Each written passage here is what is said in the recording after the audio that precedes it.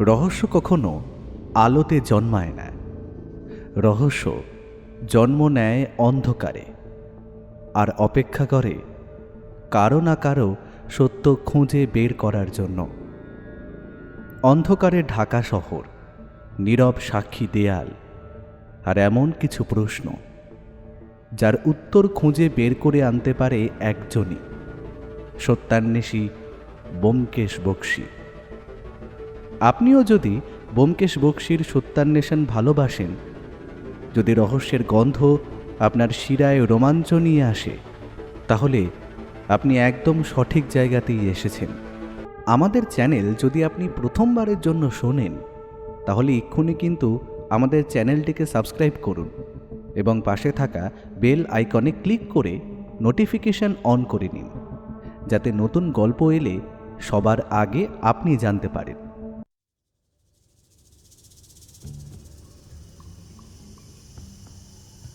বিদেশ ত্যাগ করে স্বদেশে ফিরিলেন বিশ্বখ্যাত চিকিৎসা বিজ্ঞানী। কলিকাতায় প্রতিষ্ঠিত হইবে দাতব্য চিকিৎসালয়।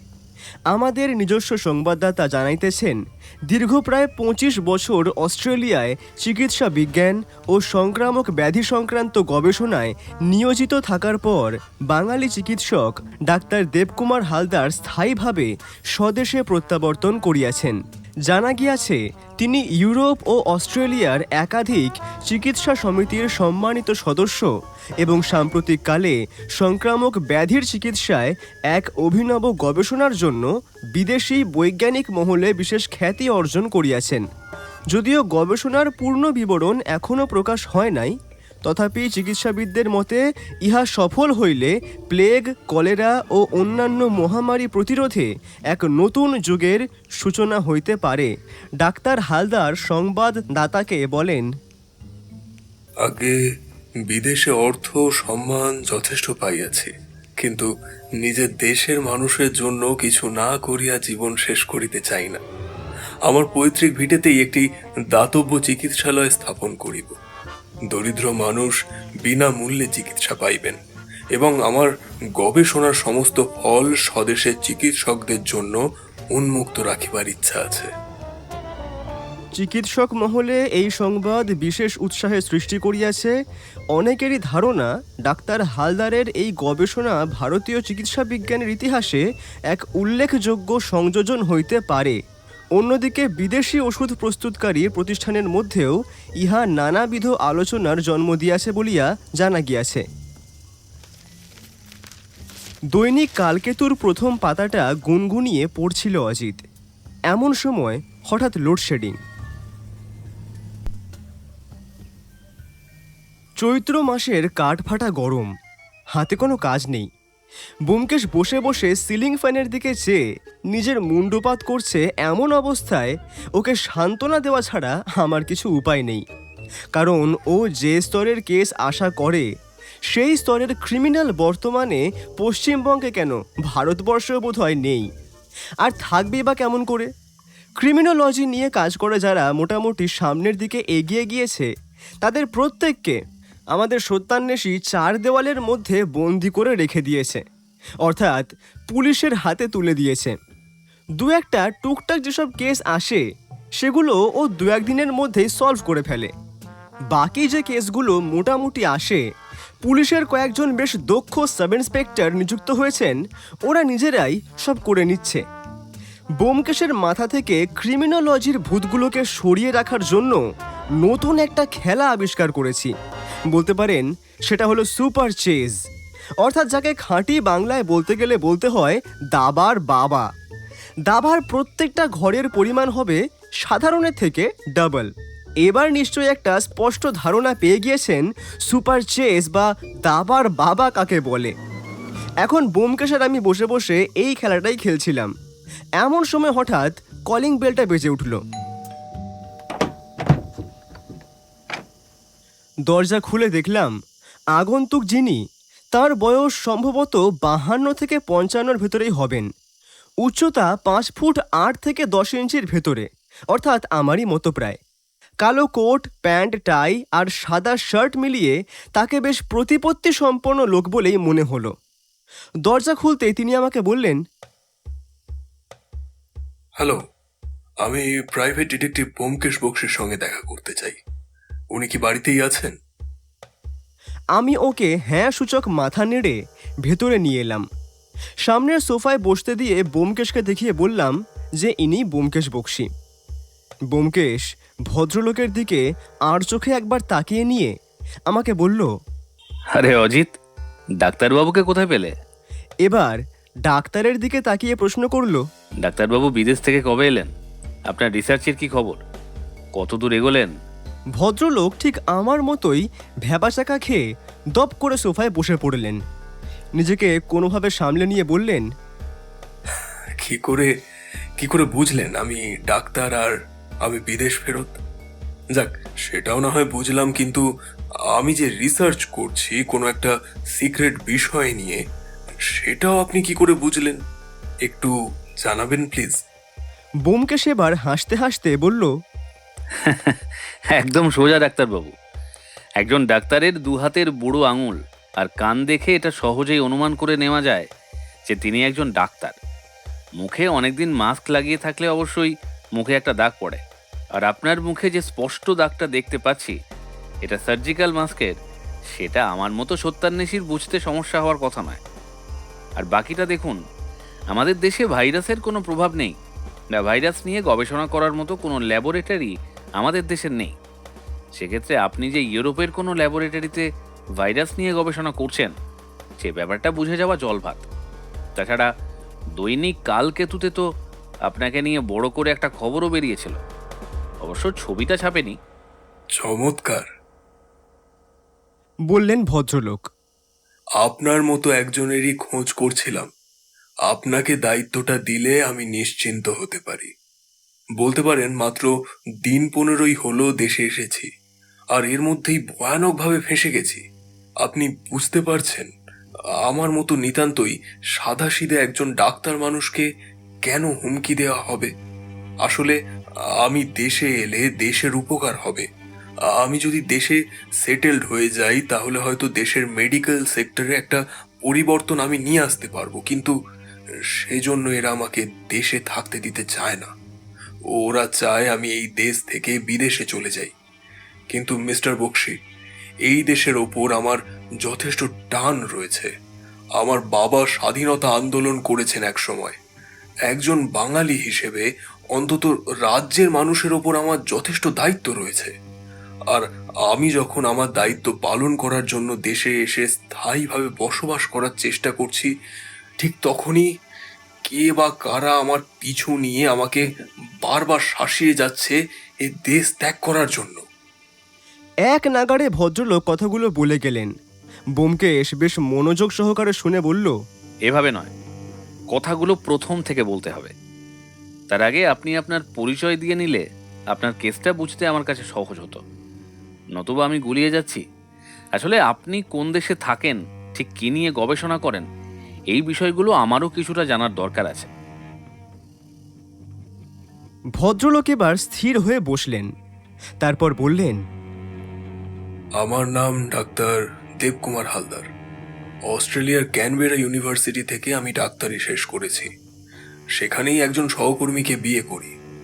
জীবনের বেশ অনেকটা সময় বিদেশের মাটিতে কাটিয়ে ফেলেছি, তাই এক সময় ইচ্ছে জাগে আমি দেশে ফিরে আসব। আমার স্ত্রী, ছেলে মেয়ে সবাই সানন্দে গ্রহণ করে আমার প্রস্তাব। আসলে ওরাও কখনো মাতৃভূমিতে আসেনি, কিন্তু মাতৃভূমির প্রতি বিন্দুমাত্র মায়া কমেনি। তাই আমি ঠিক করেছিলাম একটা দাতব্য চিকিৎসালয় টাইপের কিছু করব। আমার ছেলে আর মেয়ে দুজনেই ডাক্তার। আমার স্ত্রী যদিও এখন প্র্যাকটিস করেন না। সপ্তাহ দুয়েক আগেই আমি আমার গবেষণা থেকে ইস্তফা দিয়ে দেশে ফিরে আসি। প্রথম এক সপ্তাহ বেশ ভালো কেটেছে, নিজেকে গুছিয়ে টুছিয়ে নিয়েছি। আমাদের জমানো টাকা দিয়ে আমরা বালিগঞ্জের কাছে আমাদের পৈতৃক জমিতে একটা ছোটখাটো চ্যারিটেবল হাসপাতাল গড়ে দুস্থ মানুষদের পরিষেবা দেওয়ার জন্য সব আয়োজন করছিলাম। তবে গত সপ্তাহে, মানে দিন 7 আগে, আমাদের সাথে অদ্ভুত রকমের কিছু ঘটনা ঘটতে শুরু করে। ডাক্তারবাবু চশমাটা মুছে নিয়ে বললেন, আমার মেয়ে রিন্তির ওপর দিয়েই প্রথম ঝামেলাটা শুরু হয়। ওর ঘরের ল্যান্ডলাইন নম্বরে একদিন অজ্ঞাত নম্বর থেকে কল আসে। ওকে স্পষ্ট জানিয়ে দেওয়া হয়, যেখান থেকে এসেছো সেখানেই ফিরে যাও, না হলে কিন্তু মোটেই ভালো হবে না। যদিও মেয়ে আমার অত্যন্ত সাহসী, তবে কলকাতার পরিবেশের সঙ্গে পূর্ব পরিচয় নেই, তাই একটু ঘাবড়ে গিয়ে ও বিষয়টা নিয়ে তার দাদার সঙ্গে আলোচনা করে, মানে আমার ছেলে অতুলের সঙ্গে। ওরা যখন ফোন নাম্বারটার হদিশ জানতে সেন্ট্রাল এক্সচেঞ্জের অপারেটরের সঙ্গে যোগাযোগ করে দেখে, তখন দেখে নম্বরটা বন্ধ। এরপরেও বিভিন্ন রকমের চেষ্টা করার পর জানা যায় কোনো পাবলিক প্লেস থেকে ফোনটা করা হয়েছিল। হয়তো কেউ মজা করেছে, এটাই মনে করে আমরা বিষয়টা ভুলে যাওয়ার চেষ্টা করি। তিনি পকেট থেকে একটা লালচে খাম বের করে টেবিলে রেখে বললেন, এর ঠিক 2 দিন পরে অতুলের নামে এক কুলি মারফত একটা রেজিস্ট্রি পার্সেল আসে। ওটা খুলতেই আমরা চমকে উঠি। ভেতরে ছিল এক টুকরো সুতির কাপড় আর সাথে একটা চিঠি। চিঠিতে স্পষ্ট লেখা, যেথা হইতে আসিয়াছ সেই স্থানেই ফেরিয়া যাও, নতুবা নতুন কাপড় পাঠিয়েছে, শীঘ্রই অন্ত্যেষ্টিক্রিয়ার আয়োজন করা হইবে। এদিকে অতুল প্রচন্ড রকমের জেদি আর একরোখা। আমি ওকে বলি, বাবা, ঝামেলায় জড়িয়ে কাজ নেই, চল আমরা যেখানে ছিলাম সেখানেই আবার ফিরে যাই। এই বয়সে অশান্তি আর ভালো লাগে না। কিন্তু ও আমায় সাফ জানিয়ে দেয়, শোনো বাবা, আমার ঠাকুরদা যে দেশের জন্য প্রাণ দিয়েছেন, সেই জায়গা ছেড়ে কাপুরুষের মতো আমি পালাবো না। ওর জেদ দেখে আমরা আমাদের জমিতে হাসপাতালের কাজ জোর কদমে শুরু করে দিলাম। কিন্তু দুর্ভাগ্যজনকভাবে ঠিক কদিন পরেই একটা দুর্ঘটনা ঘটল। সেদিন সন্ধ্যায় শপিং শেষ করে আমার স্ত্রী ফিরছিলেন গাড়ি নিয়ে, সঙ্গে চালকও ছিল। হঠাৎ একটা কুচকুচে কালো ট্রাক এসে আমাদের মোটর গাড়িটিকে ধাক্কা মেরে খাদে ফেলে উধাও হয়ে যায়। ভগবান সহায় ছিলেন, তাই আমার স্ত্রী উর্মি মরতে মরতে বেঁচে গেছে। চালক স্পষ্ট জানিয়েছে ট্রাকটা ইচ্ছে করেই চাপা দিতে চেয়েছিল, নিয়ন্ত্রণ হারিয়েছিল এমনটা ওর মনে হয়নি। থানা থেকে দেখেছে ট্রাকের কোনো লাইসেন্স নম্বর ছিল না। তারপরও হয়তো এটা অ্যাক্সিডেন্টই মনে করতাম, এই ভেবে যে ড্রাইভার তার নিজের দোষ অস্বীকার করার জন্য অন্য কারোর ওপর দোষ চাপিয়ে দিচ্ছে অথবা মিথ্যে কথা বলছে। কিন্তু আজ সকালেই আমাদের দরজার নিচে একটা চিঠি পাই, যেখানে হুমকি দিয়ে লেখা, খুব জোর বেঁচে গেছেন আপনার সহধর্মিণী, এখনো সময় আছে। স্ত্রী ছেলে মেয়ে নিয়ে দেশ ছেড়ে পালিয়ে যান হালদার বাবু। কথাগুলো শেষ করে চিঠিটা ব্যোমকেশের দিকে এগিয়ে দিলেন তিনি। ব্যোমকেশ সেটা বেশ খানিকক্ষণ সময় নিয়ে পর্যবেক্ষণ করে বলল, আপনারা কি পুলিশের কাছে গিয়েছিলেন? হ্যাঁ, গিয়েছিলাম ওদের কাছে। যদিও ওরা বলেছে ওরা বিষয়টা দেখছে, কিন্তু কোনো পদক্ষেপ এ পর্যন্ত নিয়েছে বলে মনে হয় না। আসলে ওরা আমল দিচ্ছে না। ঘুরিয়ে এরকমও বলছে যে আমরা হয়তো বিদেশের শত্রুতা করেছি কারোর সঙ্গে, তাই এখানে তারা শোধ নেওয়ার চেষ্টা করছে। অস্ট্রেলিয়াতে থাকতেই আপনার নাম শুনেছি, আপনার প্রত্যেকটা মামলার বর্ণনাও আমি অজিতবাবুর লেখায় পড়েছি। এই জন্যই শেষ ভরসা হিসেবে আপনার কাছে এসেছি। এখন এখন আপনি আমাদের শেষ ভরসা, ব্যোমকেশ বাবু। সব শুনে ব্যোমকেশ আমাকে বলে, অজিত, ওনাদের টেলিফোন নাম্বারটা লিখে রাখো। আর দেবকুমার বাবু, আপনাদের বাড়ির ঠিকানাটা আর ওই 3টে টাইপ করা চিঠি রেখে যাবেন।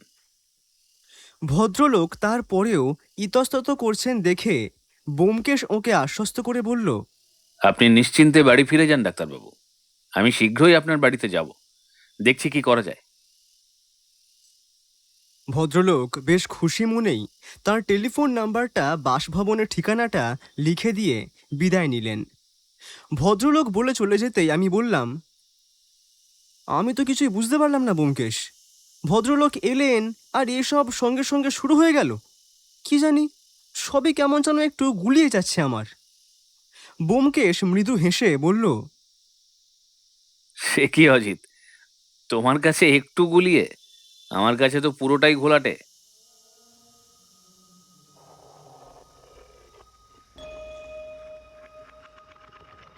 বেশ খানিকটা সময় আরাম কেদারায় গা এলিয়ে দিয়ে বসে থেকে হঠাৎ উঠে আমার দিকে তাকিয়ে ব্যোমকেশ বলল, যেথা হইতে আসিয়াছ সেথায় ফিরিয়া যাও, নইলে তোমার অন্ত্যেষ্টি ক্রিয়ার আয়োজন করিব।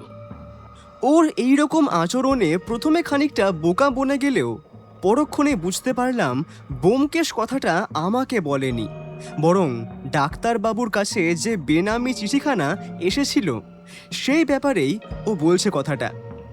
ব্যোমকেশকে দেখলাম টেবিলের দিকে এগিয়ে গেল। এবার 3টে চিঠি পাশাপাশি সাজিয়ে আতশ কাঁচ দিয়ে বেশ মনোযোগ সহকারে হরফগুলোকে পরীক্ষা করতে শুরু করলো সে। খসখসে বিলিতি কাগজে টাইপ করা চিঠি, হরফগুলো সামান্য বাঁকানো ডান দিক করে। লেখালেখির সূত্রে রেমিংটন বা হ্যামান্ড টাইপরাইটারে এমন হয়। ওকে এমন নিবিড় হয়ে দেখতে দেখে কৌতূহলী হয়ে জিজ্ঞেস করলাম, কি বুঝলে ব্যোমকেশ, কোনো সূত্র পেলে?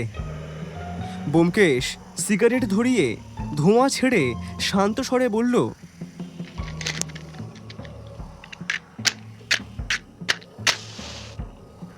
চিঠির লেখাটা লক্ষ্য করো। এরকম সাধু চলিত মেশানো গুরুচণ্ডালী কৃত্রিম ভাষায় কোনো বাঙালি লিখবে কি? বাক্য গঠনের ভঙ্গি দেখেই বোঝা যাচ্ছে প্রথমে রোমানে সাজিয়েছিল, তারপর অভিধান দেখে প্রতিশব্দ খুঁজে টাইপ করেছে। তাছাড়া অক্ষরের মিস অ্যালাইনমেন্ট দেখে মনে হচ্ছে মেশিনটাও বেশ পুরনো। আর কি আর? প্রেরকের বয়স কম করে হলেও 50-এর ওপরে হবে। এটা কেমন করে বুঝলে? উত্তর না দিয়ে ও দ্রুত দেওয়ালে টাঙানো টেলিফোন রিসিভারটা তুলে আমার লেখা ফোন নাম্বারটা ডায়াল করতে লাগলো।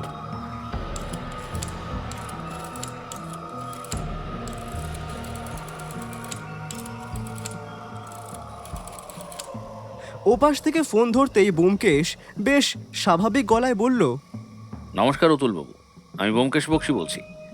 হ্যাঁ, একটু আগেই আপনার বাবার সঙ্গে আমাদের কথা হয়েছে। বলছি আজ সন্ধ্যায় একটু সকলে বাড়িতেই থাকুন। হ্যাঁ হ্যাঁ হ্যাঁ হ্যাঁ হ্যাঁ, আমি আর অজিত আধ ঘন্টার মধ্যেই আসছি। ফোনটা রেখেই তড়িঘড়ি ও বলল, চলো অজিত, বেরিয়ে পড়া যাক।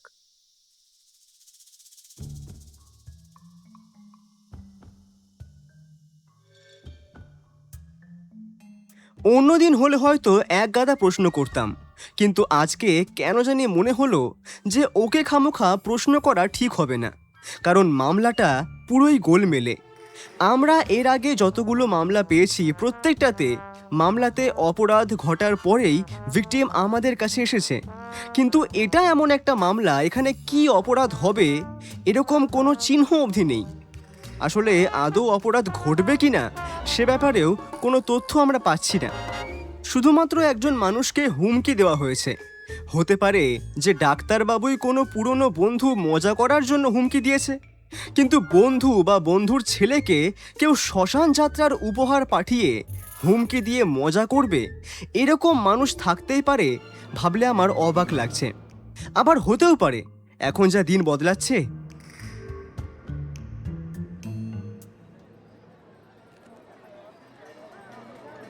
কর্মব্যস্ত দিন। আমরা বেরিয়েই দেখলাম যে দোকানগুলোর ঝাঁপ উঠেছে। কোথাও গরম কচুরি কড়াই থেকে উঠেই কাগজে মোড়া হচ্ছে। ফুটপাথে বইয়ের ফেরিওয়ালা পুরনো ইংরেজি বই সাজিয়ে বসেছে। হাত গাড়ি, ঠেলা গাড়ি, সাইকেল, ঘোড়ার গাড়ি সব মিলে এক বিশৃঙ্খলতা। এইসব নিয়েই ভাবছিলাম, হঠাৎ একখানা ট্রাম এসে গেল। কন্ডাক্টর ঘন্টা বাজিয়ে ডাক দিল, এই ধর্মতলা ধর্মতলা। আমরা ওতে উঠে বসলাম। ব্যোমকেশ বলল, বালিগঞ্জের কোথায় বলো তো? আমি বললাম, ওই তো গড়িয়াহাটের দিকেই, ওই ধর্মতলায় নেমে আর একখানা ট্রাম ধরতে হবে।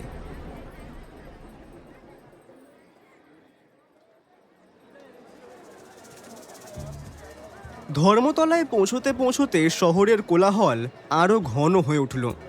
আমরা নেমে রাস্তা পার হলাম। ব্যোমকেশ একবার চারিদিকে দৃষ্টিপাত করে বলল, কলকাতার সবচেয়ে আশ্চর্য জায়গা যদি কিছু থাকে তবে এই ধর্মতলায়। এখানে দাঁড়িয়ে আধ ঘন্টা মানুষ দেখলেও অনেক শিক্ষা হয়। তোমার শিক্ষা হোক, আমার তো খিদে বাড়ছে। ফিরে আসবার পথে কাটলেট খাওয়াবো। এই আশ্বাসে আমি সন্তুষ্ট হলাম। অল্পক্ষণ পর বালিগঞ্জমুখী ট্রাম এলো, তাতে আমরা উঠলাম। ট্রাম এবার ময়দানের পাশ দিয়ে দক্ষিণমুখে চলতে লাগলো। বিস্তৃত সবুজ মাঠ, দূরে ভিক্টোরিয়া মেমোরিয়ালের সাদা গম্বুজ, হালকা কুয়াশার আবরণে সব যেন ছবির মতো লাগছিল। চৌরঙ্গি ছাড়িয়ে শহরের চেহারাও বদলাতে লাগলো। ভিড়খানি কমলো, রাস্তা আরও প্রশস্ত হলো। দুই ধারে বড় বড় বাগানওয়ালা বাড়ি, কোথাও নতুন দোতলা ভিলা, কোথাও আবার শান্ত নির্জন। ব্যোমকেশ জানলার বাইরে চেয়ে বলল, দেখছো অজিত, উত্তর কলকাতা আর দক্ষিণ কলকাতা একই শহর, অথচ যেন দুই ভিন্ন স্বভাবের মানুষ। আমি সম্মতি জানালাম। ট্রামটা বালিগঞ্জ স্টপে থামলো।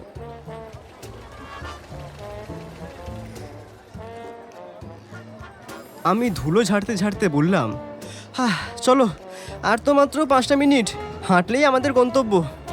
আমরা যখন প্রকাণ্ড বনেদি বাড়িটার সামনে এসে পৌঁছলাম, তখন সন্ধে নেমে এসেছে।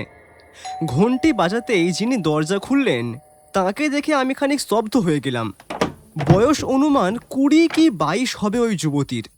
পরনে গাঢ় নীল রঙের শাড়ি, কুচকুচে কালো কোঁকড়া চুল মুখের দুই পাশে অবিন্যস্তভাবে ছড়িয়ে রয়েছে। টানা চোখের মণি দুটো স্বর্গের অপ্সরীদের স্মরণ করায়।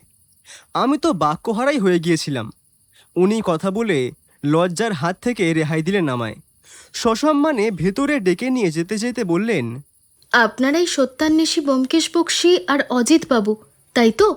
আমি রিন্তি। আমি কোনো মতে বললাম, হ্যাঁ হ্যাঁ হ্যাঁ হ্যাঁ হ্যাঁ।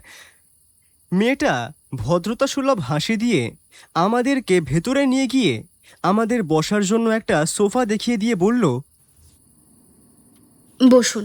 ব্যোমকেশ বসেই হঠাৎ তীক্ষ্ণ দৃষ্টিতে তাকিয়ে বলল, আচ্ছা মিস হালদার, বিলেতে যে আপনার বাগদান সম্পন্ন হয়েছিল, সেটা হঠাৎ ভেঙে যাওয়ার কারণটা আপত্তি না থাকলে বলবেন। যার পরনাই বিরক্তি ফুটে উঠল সেই মেয়েটির মুখে। তবুও খানিকটা সংযত হয়ে এসে বলল, এ কেমন প্রশ্ন বলুন তো? তারপর বিড়বিড় করে বলল, কাওয়ার্ড একটা, ওর কোনো জায়গাই নেই। তারপর একটু গম্ভীর হয়ে বলল, আর তাছাড়া বিস্ময়ে চোখ দুটো ছোট করে এসে বলল, আপনি এই গোপন ব্যাপারটা জানলেন কি করে বলুন তো? এতটাই ব্যক্তিগত এটা যে আমার পরিবারের কেউই জানে না।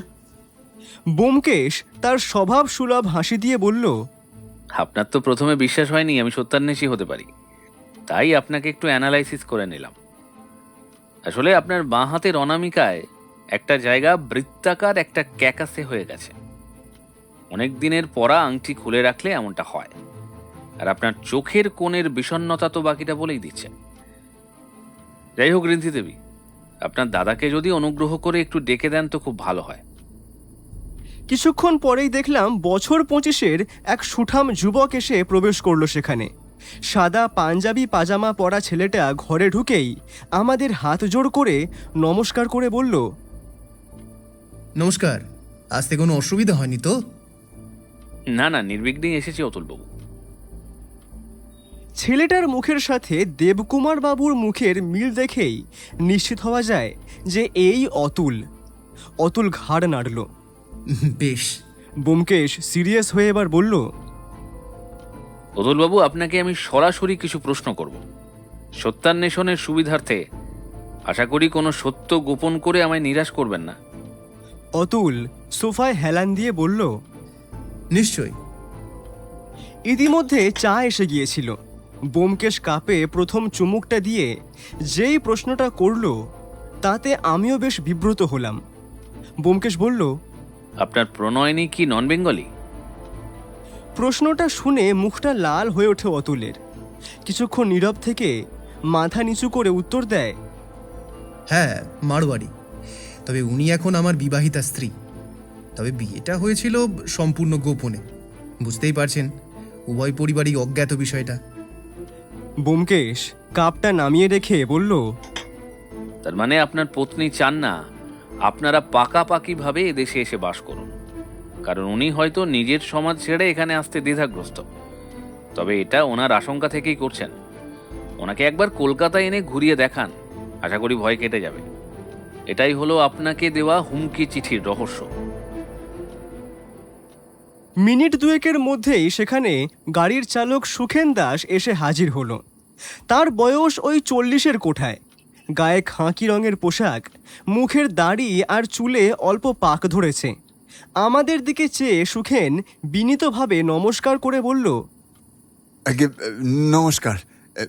বলুন বাবু, আমাকে কেন ডেকেছেন? ব্যোমকেশ ওকে আপাদমস্তক দেখে জিজ্ঞাসা করল, আচ্ছা সুখেন, সেদিন সন্ধ্যার ঘটনাটা আমাকে আরেকবার সবিস্তারে বলবে?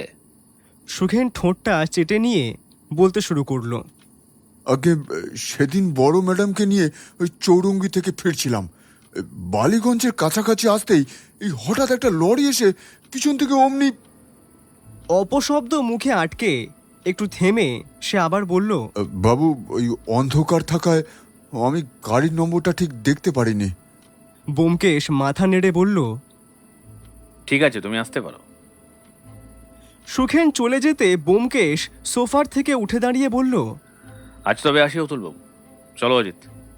অতুল চট করে ব্যোমকেশের দিকে এগিয়ে এসে উৎসুক হয়ে জিজ্ঞাসা করল, ব্যোমকেশবাবু, আমার একটা কৌতূহল রয়েই গেল। আপনি কিভাবে বুঝলেন আমার স্ত্রী বাঙালি নয়? বৈঠকখানার দরজার দিকে যেতে যেতে ব্যোমকেশ হাসি মুখে উত্তর দিল, মাথায় বিনায়কের তিলকের অবশিষ্টটা নিয়ে ঘুরলে কিন্তু যে কোনো বিচক্ষণ লোকই ধরে ফেলতে পারেন অতুলবাবু। কথাটা শেষ করেই ব্যোমকেশ দ্রুত বেরিয়ে গেল ঘর থেকে। আমিও ওকে অনুসরণ করলাম।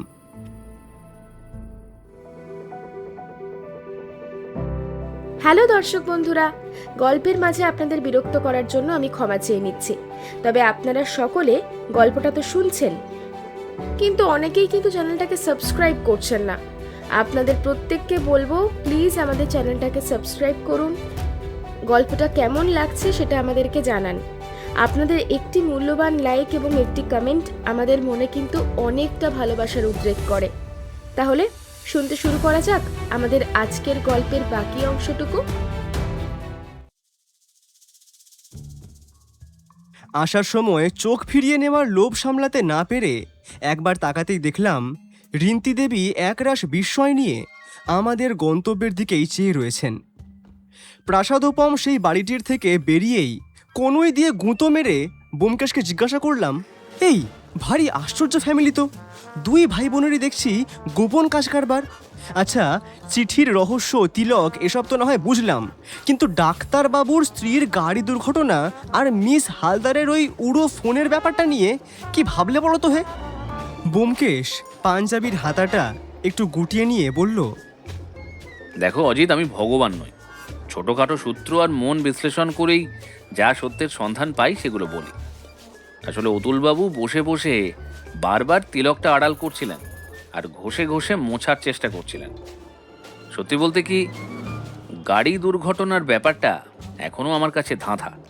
চিঠি ছাড়া যে কোনো সুতোতেই টানটা দেব। আমি যেতে যেতে থমকে দাঁড়িয়ে শুনছিলাম ওর কথা।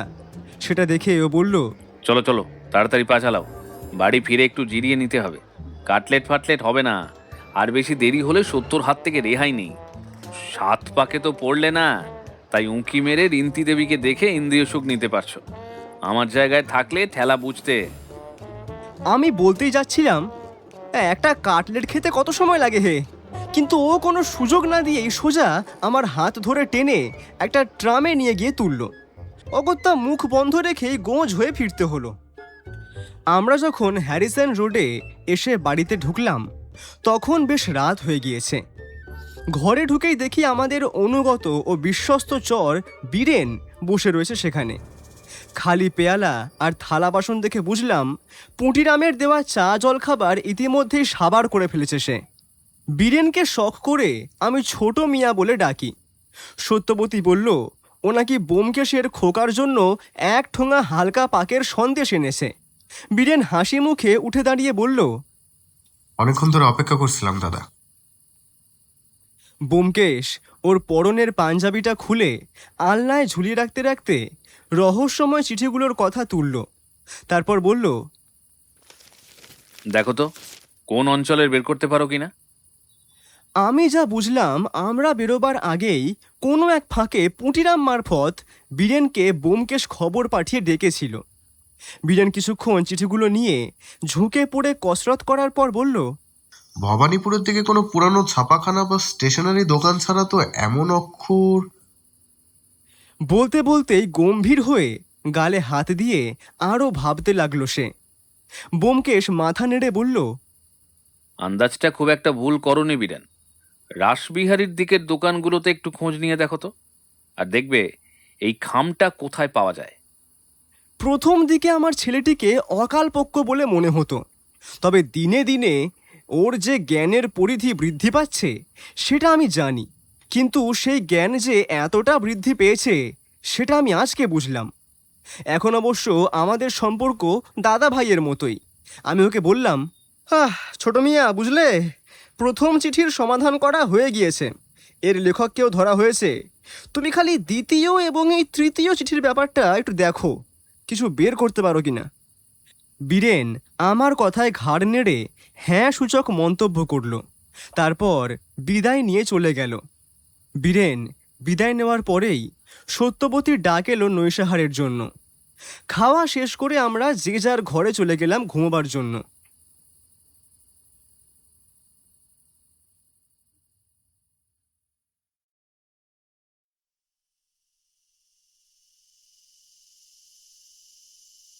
পরের দিন সকালবেলা উঠে দেখি ব্যোমকেশ একটা নতুন ধুতি আর গরদের পাঞ্জাবি গায়ে দিয়ে একেবারে বাবুটে সেজে কোথায় বেরোচ্ছে। আমি অবাক হয়ে বললাম, কি হে, এত সাজগোজ কিসের? কোথাও বেরোচ্ছ নাকি, নাকি কোনো রাজবাড়িতে নেমন্তন্ন? ব্যোমকেশ ওর সদ্য স্নান করা অবিন্যস্ত চুলগুলো আয়নায় দেখে আঁচড়াতে আঁচড়াতে বলল, কেন অজিত, সত্যান্বেষী চিরদিন ধূলি ধূসরিত চাদর না গায়ে জড়ালে বুঝি তোমার বইয়ের কাটতি হয় না? কথা ঘোরাবে না বন্ধু, আসল খবরটা কি বলো দেখি। ও একটু ফিসফিসে গলায় বলল, আমি মিস রিন্তি দেবীর অনুরোধে গোল পার্কের চন্দ্রিমা কেবিনে ভদ্রমহিলাকে প্রাতরাশে সঙ্গ দিতে যাচ্ছি। ওনার নাকি কোনো গোপন পারিবারিক বিষয় নিয়ে কথা আছে আমার সাথে, কাজেই। আমি মুচকি হেসে বললাম, বুঝেছি, সত্যান্বেষীর হৃদয়ে পুনর্বার দোলা লাগিয়েছে। ব্যোমকেশ লাজুক মুখে বলল, আরে আমি একা নাকি, তুমিও তো যাচ্ছ। আমি তড়াক করে চেয়ার ছেড়ে উঠে বললাম, এই তুমি তো ভারী বদলোকে, এত হেয়ালি তবে কেন করছিলে? হ্যাঁ, অবশ্য কাটলেটের বদলা কি নিতাম না ভেবেছ? সত্যর কাছে মুখ খুললে তোমার কি হবে সেটা ভেবে সেই বুঝে কাজ করবে।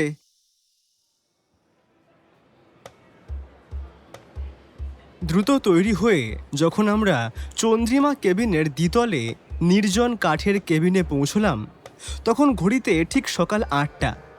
বাসন্তী রঙের একটা শাড়ি পরে রিন্তি দেবী আমাদের জন্যই অপেক্ষা করতে করতে নখ খাচ্ছিলেন।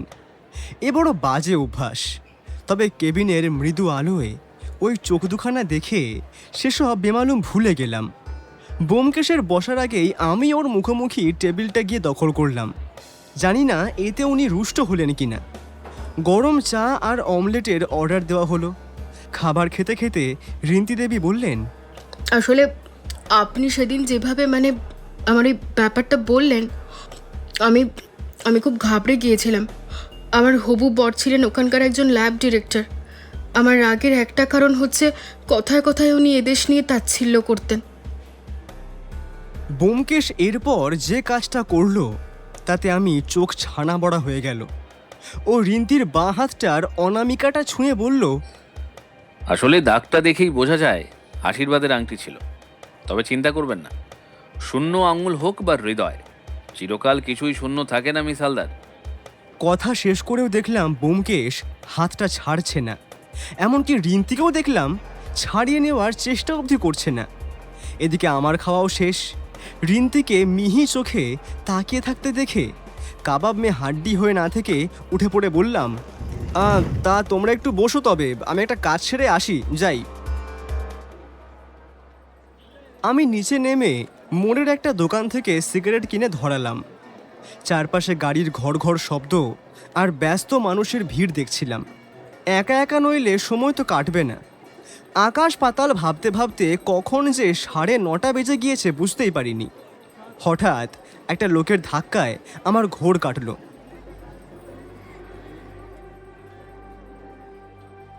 প্রৌঢ় জরাজীর্ণ গোছের মানুষ, মুখে এক অদ্ভুত মেকি হাসি। তিনি বললেন, আপনি অজিত বাবু? আমি ভালো করে চেয়ে দেখলাম লোকটার দিকে। উচ্চতা মাঝারি, বয়সের ভারে ঘাড় বেঁকে গিয়েছে। মুখে অকৃত্রিম হাসি দেখে স্পষ্টই বুঝতে পারছিলাম যে সাদাসিধে একজন মানুষ হবেন হয়তো। আমি ঘাড় নেড়ে তাকে হ্যাঁ বলতেই আমাকে একটা খাম এগিয়ে দিয়ে বললেন, এটা আপনার জন্য ওই লোকটা পাঠিয়েছে। বলে পাশের দিকে ইশারা করলেন। আমি খামটা নিয়ে পাশের দিকে তাকাতেই দেখলাম সে জায়গাটা ফাঁকা। জায়গাটা ফাঁকা দেখে তিনিও আমার মতো অবাক হলেন। ভদ্রলোক বেশ খানিকটা ভয় পেয়ে গেলেন এবং বললেন, এ কি, কোথায় গেলেন তিনি? ওখানেই তো ছিলেন। আমাকে টাকা দিয়ে বললেন যে আপনাকে এই চিঠিটা পৌঁছে দিতে। এই দেখুন। বলে পকেট থেকে একটা নোট বের করে দেখালেন। কথাগুলো বলতে বলতে ভয়ে লোকটার হাত পা কাঁপা শুরু হয়ে গিয়েছে। এই রকম অভিজ্ঞতা আমার সঙ্গেও যে হয়নি তা নয়। তাই লোকটিকে বললাম, আপনার ভয় নেই, আসুন আপনি। ছাপোষা লোকটিকে বিদায় জানিয়ে শঙ্কিত মনে খামটা পকেটে ভরে চন্দ্রিমা কেবিনের দিকে পা বাড়ালাম। টেবিলে ফিরে দেখি ব্যোমকেশের মুখ অত্যন্ত গম্ভীর। ওর হাতেও একই রঙের একটা বন্ধ খাম, যেমনটা একটু আগেই আমিও পেয়েছি। ব্যাপারটা বড্ড অপ্রত্যাশিত। রিন্তি দেবী আমার দিকে তাকালেন একবার। দেখলাম তিনি ভয় পেয়েছেন। অবশ্য ভয় পেলেও যে ভদ্রমহিলাকে অন্যরকম সুন্দর লাগে। ব্যোমকেশ সেই হাতের খামটা ততক্ষণে খুলে ফেলেছে। ভেতরে লাল কালিতে টাইপ করা আছে কিছু একটা। আমি দেখার জন্য ঝুঁকলাম, আর দেখেই আমার রক্ত জল হয়ে গেল। টেবিলে পাশাপাশি আমার হাত থেকে নেওয়া চিঠিখানা আর ওর নিজের চিঠিখানা পাশাপাশি রাখল ব্যোমকেশ। খাম দুখানা অবিকল এক রঙের, এমনকি আঠাটাও একই। ব্যোমকেশ গম্ভীরভাবে দেখতে দেখতে বলল, শিরিষ আঠা, সকালেই লাগানো হয়েছে। একই জায়গা থেকেই যে এসেছে সেটা সন্দেহ নেই। ব্যোমকেশ এবার চিঠিখানা আমার দিকে এগিয়ে দিল। তাতে টাইপ করে লেখা, শ্রদ্ধেয় অজিত বাবু, আমরা জানি আপনার বন্ধুর পুত্র শ্রীমান সব্যসাচী বক্সিত আইডিয়াল স্কুলে পড়ে। রোজ সকালবেলা ঠেলা গাড়ি করে স্কুলে যায়, ওর মায়ের সঙ্গে নইলে আপনাদের ভৃত্যের সঙ্গে। এখন ভগবান না করুন ওদের যদি কিছু একটা হয়ে যায়, যা হবেই বলছি না, কিন্তু আপনারা দুই বন্ধু যা শুরু করেছেন, যদি হয়, মানে হতেও তো পারে, তাই সময় থাকতে সাবধান হতে ক্ষতি কি বলুন? ইতি আপনাদের শুভাকাঙ্ক্ষী। চিঠিখানা পড়ে আমি বেশ সন্ত্রস্ত হয়ে বললাম, কিন্তু কি লিখেছে দেখেছো তো? খোকাকে সরাসরি হুমকি দিয়েছে, কিন্তু আমরা কি ক্ষতি করলাম? বেশ খানিকটা সময় চুপচাপ বসে থেকে ব্যোমকেশ বলল, আসলে কেসটাকে যতটা সোজা মনে করেছিলাম, মনে হয় না কেসটা ততটা সোজা হবে অজিত।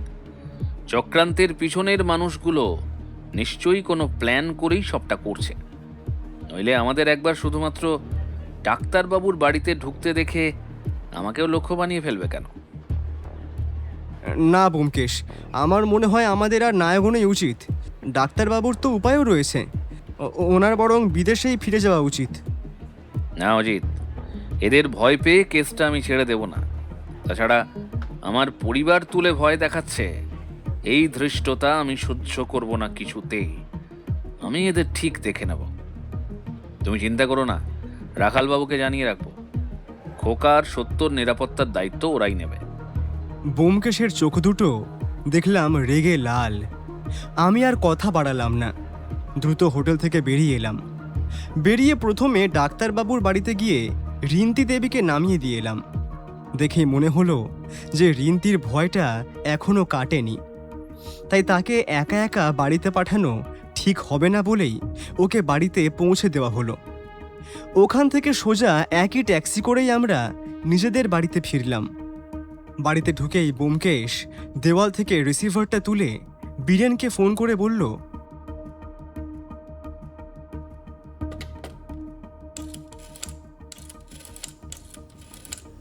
বীরেন, তুমি বালিগঞ্জ স্টেশনে গিয়ে একবার কে প্রিন্টস অ্যান্ড ব্রাদার্সের সামনে চলে এসো। হ্যাঁ হ্যাঁ, এখনই। না না, দেরি করো না। তারপর আমার দিকে ঘুরে এসে বলল, এই চিঠিটাই প্রমাণ করে যে আমরা সঠিক পথে এগোচ্ছি অজিত। চক্রান্তকারী ভয় পেয়েছে, তাই ও শেষ অস্ত্র হিসেবে এই হীন পথ বেছে নিয়েছে। ঠিক তখনই আমাদের কথার মাঝখানে সত্যবতী কপালে চিন্তার ভাঁজ নিয়ে ঘরে প্রবেশ করলো। ও হয়তো দরজার আড়াল থেকে আমাদের কথোপকথন সব শুনে ফেলেছিল। ব্যোমকেশ ওর দিকে চেয়ে স্মিত হেসে বলল, সত্য, তুমি বাঁচে থাকলে আমি এই বিশ্ব ব্রহ্মাণ্ডের যে কোনো দানবের মুখোমুখি দাঁড়াতে পারি। তারপর ঘরে ঢুকে খোকার মাথায় হাত বুলিয়ে সত্যবতীকে উদ্দেশ্য করে এসে বলল, তোমরা সারাদিন কোনোভাবেই বাইরে বেরোবে না। আমরা বাদে অন্য কেউ ঘন্টি বাজালেও দরজা খুলবে না, বুঝেছ? তারপর সে আমার দিকে ঘুরে বলল, চলো অজিত। কোথায়? ব্যোমকেশ সিঁড়ি দিয়ে নামতে নামতে বলল, অজিত, এ কোনো সাধারণ চোর ছাঁচড়ের কাজ নয়। ভয়ঙ্কর এক চক্র কাজ করছে, যার নাম লাল মাকড়সা।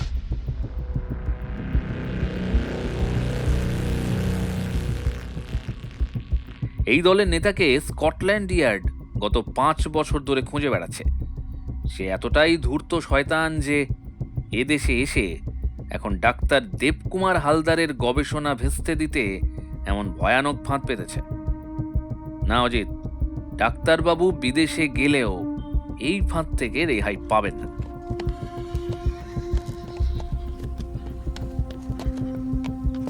বাইরে এসে দেখলাম ট্রামের কোনো দেখা নেই। দু একটা ঘোড়ার গাড়ি ধীরে ধীরে চলে যাচ্ছে। ব্যোমকেশ দ্রুত পায়ে হাঁটছিল, তার মুখ গম্ভীর দেখে কথা বলতে গিয়েও নিজেকে সংযত করলাম। একটা ট্যাক্সি থামিয়ে সোজা উঠে পড়লাম তাতে।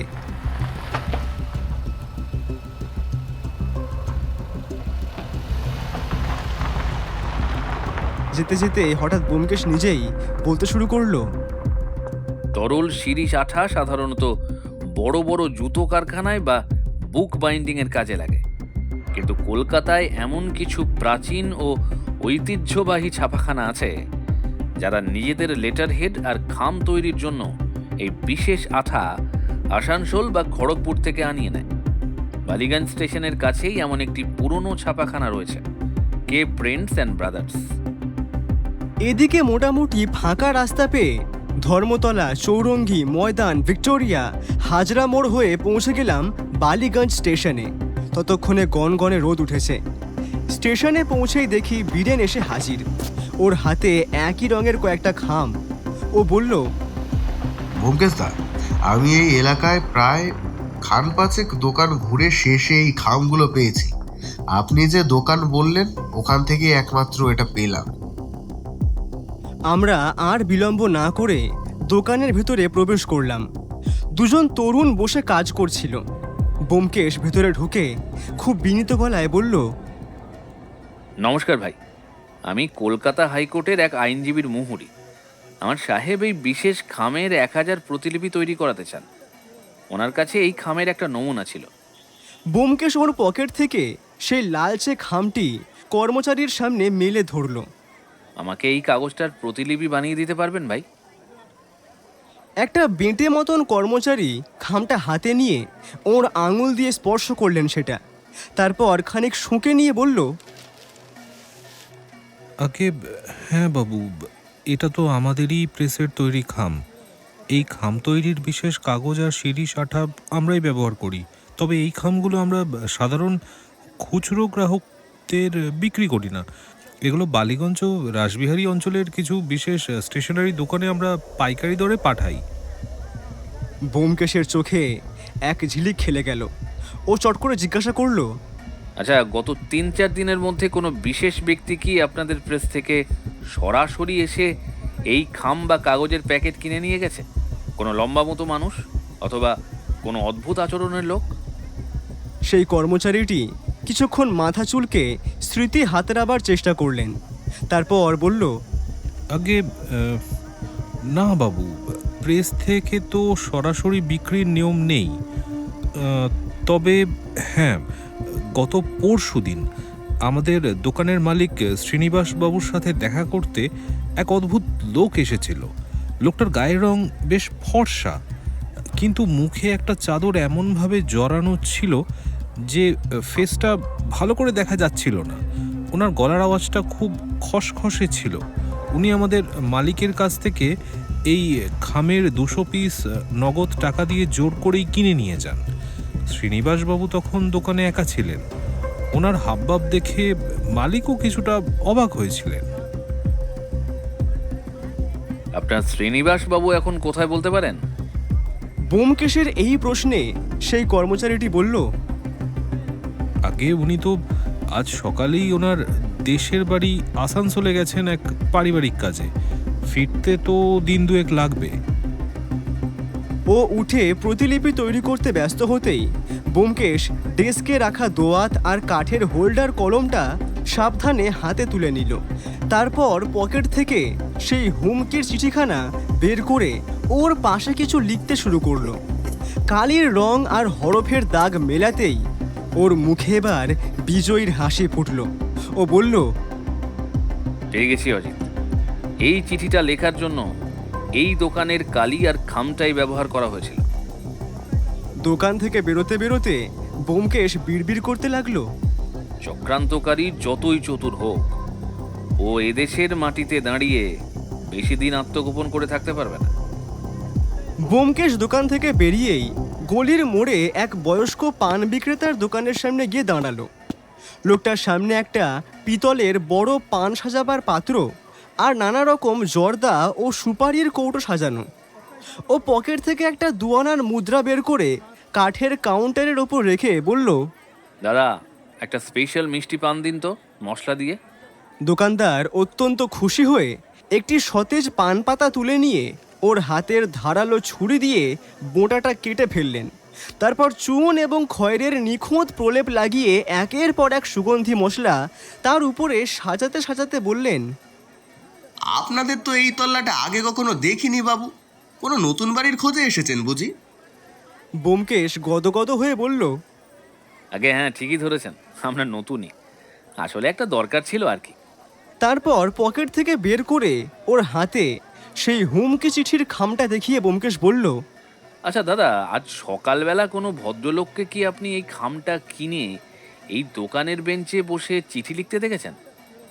পান বিক্রেতা ওর খিলি পান চিবোতে চিবোতে বললেন, আগে হ্যাঁ বাবু, সকাল ঠিক 7:30 নাগাদ এক সুঠান দেহি লোক চাদর মুড়ি দিয়ে এসেছিল। সে ভাই ভাই দোকান থেকে 2টি খাম কিনে এই ফুটপাতের বেঞ্চে বসেই ওই দোকানের দোয়াত কলম ধার নিয়ে চিঠি লিখেছিল। ওনার হাত আর দাঁড়ানোর কায়দাটা বড়ই অদ্ভুত ছিল। ব্যোমকেশ ওর চোখের দৃষ্টি প্রখর করে বলল, অদ্ভুত মানে? ওনার কি কোনো বিশেষ শারীরিক বৈশিষ্ট্য ছিল? পানওয়ালা বললেন, আগে হ্যাঁ, লোকটা যখন খামের উপর ঠিকানা লিখছিল তখন দেখলাম ওনার ডান হাতে একটা বাড়তি আঙ্গুল রয়েছে। মানে ওর মোট 6টি আঙ্গুল, আর নখের কোণে মেহেন্দির লালচে রং লেগেছিল। ব্যোমকেশ বলল, ঠিক দেখেছেন? শুধু দেখিনি বাবু, জিজ্ঞেসও করেছিলাম। উনি বললেন ওনার স্ত্রী নাকি ওনাকে মেহেন্দি পরিয়ে দিয়েছে ও দেশে যাওয়ার আগে ভালো দেখানোর জন্য। ভদ্রলোক চিঠি দুটো লেখা শেষ করে আমার চোখের সামনেই পকেট থেকে 2টো জ্বলন্ত লাল রঙের মাকড়সার ছবিওয়ালা স্ট্যাম্প বের করে খামের উপর সেঁটে দিলেন। পানওয়ালার নজর বলিহারি। আরে লোকটা যেন কি বলল, বাড়তি আঙুল। কথাটা শুনে আমার মাথায় যেন আকাশ ভেঙে পড়ল। ডান হাতে 6টা আঙুল, নখের কোণে মেহেন্দির দাগ। এ তো অবিকল ডাক্তার দেবকুমার হালদারের গাড়ি চালক সুখেনের হাত। বালিগঞ্জের বাড়িতে চা খাওয়ার সময় ওর সেই অতিরিক্ত আঙুলটা আমার নিজের চোখেও পড়েছিল। আমি আর আমার বিস্ময় চেপে রাখতে পারলাম না। আমার মুখ দিয়ে প্রায় চিৎকার বেরিয়ে আসছিল, বোব! কিন্তু ব্যোমকেশ চট করে আমার পায়ে ওর জুতোর অগ্রভাগ দিয়ে আলতো চাপ দিয়ে আমাকে শান্ত হতে ইশারা করলো। এরপর সেই পানের দোকানদারকে ধন্যবাদ জানিয়ে পানের খিলিটা মুখে পুরে দিয়ে দ্রুত পা চালিয়ে গলির বাইরে চলে এলো সে। তড়ি ঘড়ি একটু দূরেই একটা গয়নার দোকানে ঢুকে দারোগাবাবুকে ফোনে ডেকে নিল। 10 মিনিটের মধ্যেই সুকুমার বাবু সশস্ত্র পুলিশ বাহিনী আর গাড়ি নিয়ে আমাদের সামনে এসে হাজির হলেন।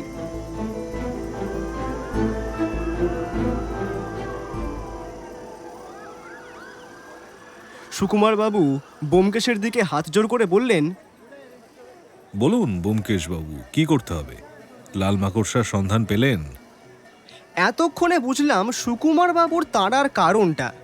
উনি লাল মাকড়সাকে ধরতে পারলেই তার প্রমোশনটা পাকা। ব্যোমকেশ বলল, ধীরে দারোগাবাবু, ধীরে। রেড স্পাইডার অত্যন্ত চতুর অপরাধী, তবে ওনার প্রধান সাগরেদকে আমরা চিনে ফেলেছি। আপনারা গাড়ি নিয়ে বালিগঞ্জের ডাক্তারবাবুর বাসভবনে একবার চলুন তো দেখি আগে। কিন্তু লাল মাকড়সার কথা বললেন যে? আরে হবে হবে, তার আগে ওই সামনের ছাপাখানার দোকানটা একটু সিজ করতে হবে। দোকানের মালিকের খোঁজটা আমার দরকার। তবে আগে ডাক্তারবাবুর বাড়ি চলুন। দাঁড়ান তাহলে। বলেই সুকুমার বাবু ওনার হাবিলদারকে ডেকে দোকানে পাঠালেন। একটু পরেই আর্তনাদ শুনতে পেলাম আমরা। বুঝলাম যে সুকুমার বাবুর হাবিলদার ততক্ষণে বেদম প্রহার করতে শুরু করেছিল দোকানের ছেলেগুলোকে। বল দোকানের মালিক কে? বল বলছি, বলবি না? হাবিলদার এসে সবটা জানালো দারোগা সুকুমার বাবুকে। সব শুনে আমি ব্যোমকেশকে জিজ্ঞাসা করলাম, ব্যোমকেশ, এই কি সেই লাল মাকড়সা? তোমার কি মাথা খারাপ হয়েছে যে বলছো লাল মাকড়সা এসব ছোটখাটো কাজে নিজে আসবে? তবে দেখোই না।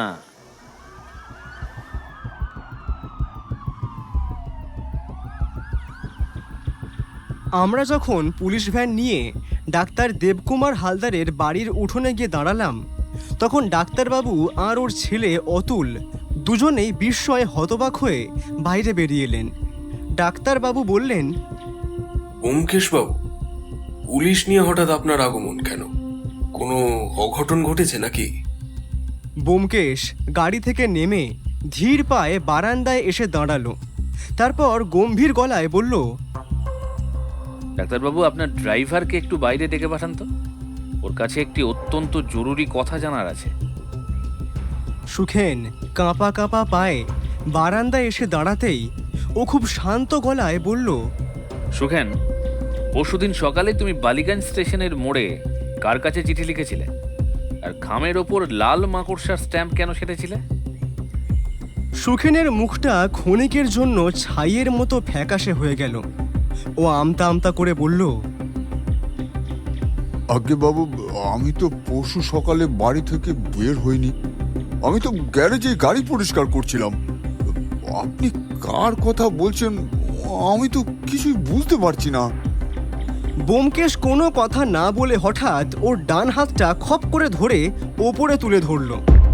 বৈঠকখানার উজ্জ্বল আলোয় স্পষ্ট দেখা গেল ওর ডান হাতের বুড়ো আঙুলের পাশে একটা ছোট্ট বাড়তি ষষ্ঠ আঙুলের মতো মাংসপিণ্ড মাথা তুলে রয়েছে। আর ওর নখের কোণে মেহেন্দির লালচে দাগও স্পষ্ট। সুখেন সেই হাতটা টেনে নেওয়ার চেষ্টা করতেই সুকুমার বাবু কাল বিলম্ব করলেন না। গাড়িতে আসতে আসতেই ব্যোমকেশ সুখেনের কথাটা তাকে জানিয়ে রেখেছিল, তাই সুকুমার বাবু ওর হাতে লোহার হাতকড়াটা পরিয়ে দিলেন। তারপর একেবারে চাঁচা ছোলা গলায় বললেন, ব্যোমকেশ বাবুর হ্যারিসন রোডের ঠিকানায় হুমকি চিঠি পাঠানোর অপরাধে তোমাকে গ্রেফতার করা হলো। রিন্তি আর ওর মা বারান্দায় এসে অত্যন্ত বিস্মিত হয়ে গিয়েছিল। রিন্তির মা বললেন, ব্যোমকেশ বাবু, এ কি বলছেন? সুখেন তো আমাদের অত্যন্ত অনুগত একজন পুরনো ড্রাইভার। ও কেন আপনাদেরকে হুমকি চিঠি পাঠাতে যাবে? ব্যোমকেশ রিন্তির মায়ের চোখের দিকে চেয়ে মৃদু গলায় বলল, লোভের কোনো সীমা থাকে না ম্যাডাম। সুখেন অর্থের বিনিময়ে সেই লাল চুলো কুখ্যাত মাকড়সার কাছে নিজের সততা বিক্রি করেছিলেন। আদালতে ওর হাতের লেখার সাথে হুমকি চিঠির লেখার মিল পরীক্ষা করলেই সমস্ত সত্যি প্রমাণিত হয়ে যাবে। তাছাড়া সুকুমার বাবু, ওই দোকানের ছেলে দুটোকে জিজ্ঞাসা করলেও ওরা সাক্ষী দেবে যে এই দোকানে গিয়ে চিঠিগুলো ছাপিয়েছিল। অনেক কষ্টে অবশ্য সুখেন স্বীকার করলো। আগে আমাকে 5,000 টাকা লোভ দেখিয়েছিল, ওই আমাকে এই চিঠিগুলো টাইপ করে দিয়ে ডাক বক্সে ফেলতে বলেছিল। আর ওই আমাকে ওই দিন সন্ধ্যায় গাড়িটা হালকা ধাক্কা মেরে খাদে ফেলে দেওয়ার নির্দেশ দিয়েছিল, যাতে ডাক্তারবাবুরা ভয় পেয়ে এদেশ ছেড়ে চলে যান। ডাক্তারবাবু ও ওর ছেলে অতুল সুখেনের এই স্বীকারোক্তিতে স্তব্ধ হয়ে গেলেন। ব্যোমকেশ সুখেনের থুতনিটা ওপরে তুলে ধরে বলল, সুখেন, এবার বলো সেই লাল চুলো লোকটা এখন কোথায় আত্মগোপন করে আছে? ওর আস্তানা কোথায়? সুখেন কাঁপতে কাঁপতে বলল,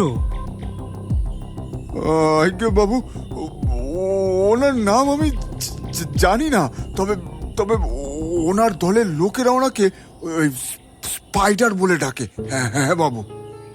এ আর কিছু জানে না দারোগা বাবু, আপাতত একে গারদেই ভরে রাখুন। পুলিশ সুখেনকে নিয়ে লালবাজারের উদ্দেশ্যে রওনা হতেই ব্যোমকেশ আমাকে ইশারা করে বলল, চলো অজিত, এবার আমাদের আসল শিকারকে ধরার পালা। চলো, লাল মাকড়সা যেখানে লুকিয়ে আছে সেখানেই যাব। আমি ওর আস্তানা খুঁজে পেয়েছি।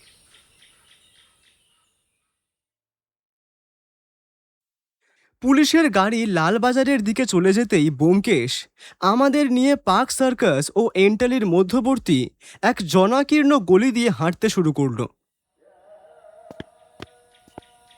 জায়গাটির নাম কালাকার পাড়া। সেখানে চারিদিকে পুরনো খোলার বস্তি ও কিছু প্রাচীন রাজকীয় জমিদার বাড়ি ভেঙে তৈরি হওয়া নতুন অট্টালিকা। একটু এগোতেই আমরা জনতা হাউজিংয়ের সেই বিশাল লোহার গেটের সামনে এসে দাঁড়ালাম।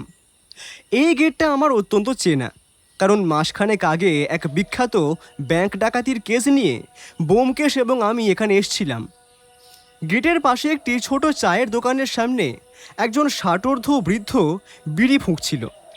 পিঠটা সামান্য কুঁজো, পরনে তালিমারা ধুতি আর ময়লা ফতুয়া, চোখে মোটা ফ্রেমের চশমা।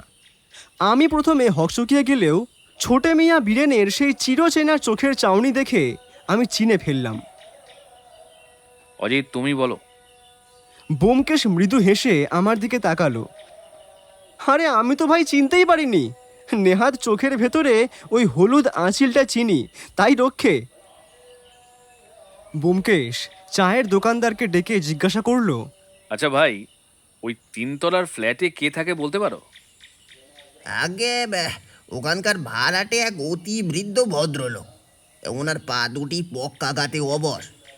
তিনি ঘর থেকে একদমই বেরোতে পারেন না।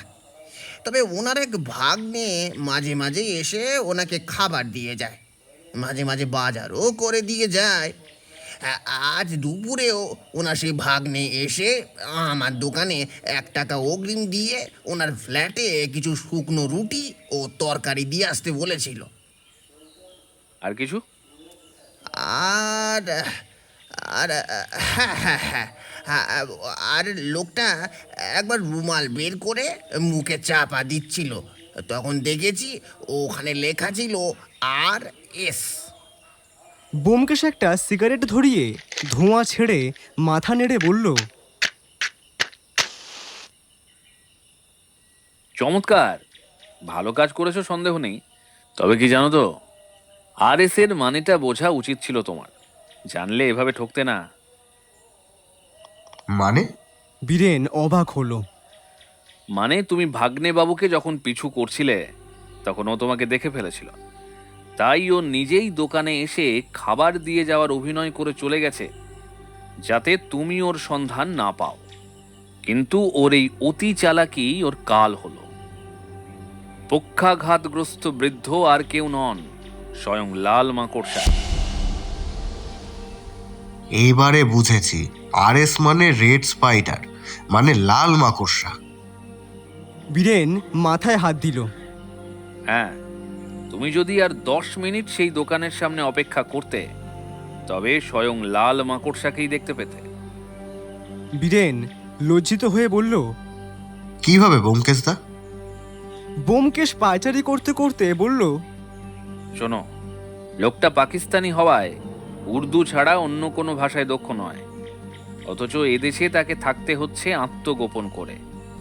সে তার দলের লোক অর্থাৎ ওই লাল চুলো লোকটাকে পাঠিয়েছিল দোকানদারকে টাকা দিয়ে আসতে, যাতে ও নিজে যখন সওদা নিতে আসবে তখন তাকে কথা বলতে না হয়।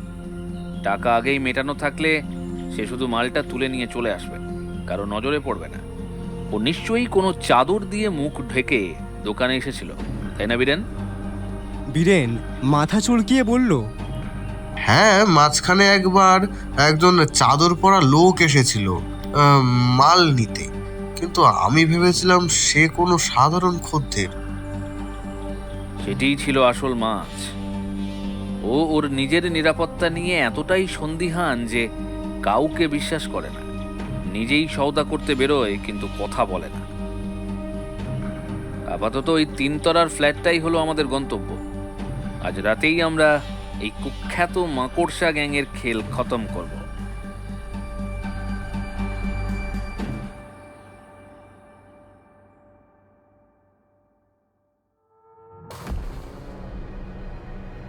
আমরা আর বিলম্ব না করে সেই 3 তলা বাড়ির সিঁড়ি দিয়ে নিঃশব্দে ওপরে উঠতে শুরু করলাম।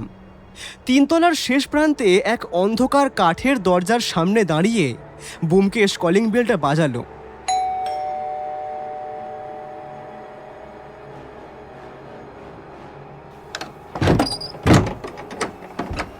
ভেতর থেকে কাঠের খড়খড়ি খোলার মৃদু আওয়াজ পাওয়া গেল। মিনিট খানেক পর দরজাটি অল্প একটু ফাঁক করে এক অতি জরাজীর্ণ বৃদ্ধ মুখ বাড়িয়ে কাঁপতে কাঁপতে উর্দু মেশানো বাংলায় বললেন, আপনারা কাকে চান বাবা? আমি বড়ই অসুস্থ। বৃদ্ধের চুল ও দাড়ি ধবধবে সাদা, চোখের কোণে ছানির দাগ, পিঠটা ধনুকের মতো বেঁকে গিয়েছে। ওর এই অশীতিপর দেহ দেখে যে কারুরই করুণাই হবে। কিন্তু ব্যোমকেশ স্বাভাবিক হাসি হেসে সোজা দরজায় পা বাড়িয়ে ঢুকলো ভেতরে। তারপর শান্ত গলায় বলল, মেকআপটা সত্যিই অত্যন্ত উচ্চমানের হয়েছে মিস্টার স্পাইডার।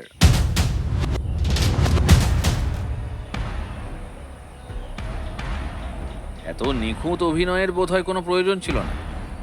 আমি সত্যান্বেষী ব্যোমকেশ বক্সী, আর আপনি হলেন সেই আন্তর্জাতিক অপরাধী red spider. Am I right? বৃদ্ধ লোকটির চোখের কোণ দিয়ে ক্ষণিকের জন্য চিতার মতো হিংস্র ক্রূরতা খেলে গেল। তিনি এবার দরজাটি সজোরে বন্ধ করে দেওয়ার চেষ্টা করতেই পাশে দাঁড়িয়ে থাকা বীরেন দরজায় ওর কাঁধে ধাক্কা দিয়ে ছিটকে ঢুকলো ভেতরে। পকেট থেকে রিভলভারটা বের করে সোজা ওর বুকের ওপর চেপে ধরলো এবার। তারপর সে কঠিন গলায় বলল, তোমার খেল খতম মাকড়সা বাবু, একটুও নড়াচড়া করার চেষ্টা করবে না, গুলি উড়িয়ে দেবো পুরো। আমি পূর্ব অভিজ্ঞতার থেকে জানতাম, তাই মনে মনে হাসছিলাম। কিন্তু লাল মাকড়সা তো আর জানে না যে ছোটে মিয়া বীরেনের হাতে রিভলভারটা নকল। ব্যোমকেশ অত্যন্ত ধীর স্থিরভাবে ওর চাদরটা সোফায় রেখে ঘরের একমাত্র আরাম কেদারায় গিয়ে বসল।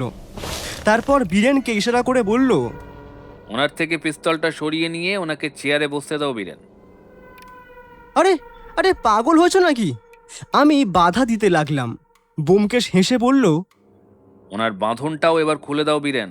উনি বাঘা মানুষ, আশা করি পালাবার চেষ্টা করবেন না। সুমন মাকড়সার হাত খুলে দিতেই উনি নিজের মুখের সেই মেকি দাড়ি, গোঁফ আর চোখের ছানির লেন্স এক ঝটকায় খুলে ছুঁড়ে ফেলে দিলেন।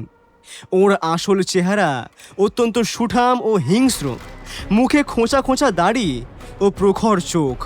তিনি এবার দম্ভ ভরে বললেন, তাহলে আপনি ব্যোমকেশ বক্সী? ব্যোমকেশ মাথা নাড়ল, বলল, আর আপনিই সেই ব্যক্তি যিনি গত 20 বছর ধরে নানা নামে পরিচিত। কোথাও রেড স্পাইডার, কোথাও মাকড়সা, কোথাও আবার মির্জা করিম। লোকটা হেসে উঠল। হ্যাঁ হ্যাঁ, আমি স্পাইডার। স্কটল্যান্ড ইয়ার্ড আর ইন্টারপোলের বাঘা বাঘা অফিসারেরা আমাকে সারা জীবন খুঁজে বেড়ালো, আর আমি কিনা শেষ পর্যন্ত কলকাতার এই এক পয়সার সত্যান্বেষীর হাতে ধরা পড়লাম, হ্যাঁ? ব্যোমকেশ মৃদু হেসে নিভে যাওয়া সিগারেটটা ধরিয়ে বলল,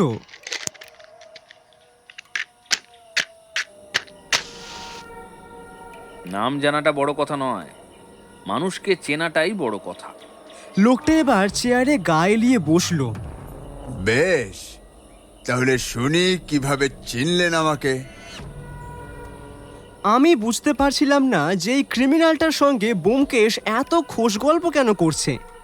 ব্যোমকেশ বলল, আপনি প্রথম ভুল করেছিলেন ডাক্তার দেবকুমার হালদারকে বেছে নিয়ে। লোকটা এবার ভুরু কোঁচকালো। কেন? কারণ আপনি মানুষটাকে চিনতেন না। মানে? আপনি ভেবেছিলেন বিদেশ থেকে ফেরা একজন ডাক্তার কয়েকটা হুমকি পেলেই দেশ ছেড়ে পালাবে, অথচ ওনার বাবার স্বাধীনতা আন্দোলনের ইতিহাসটা আপনি জানতেন না।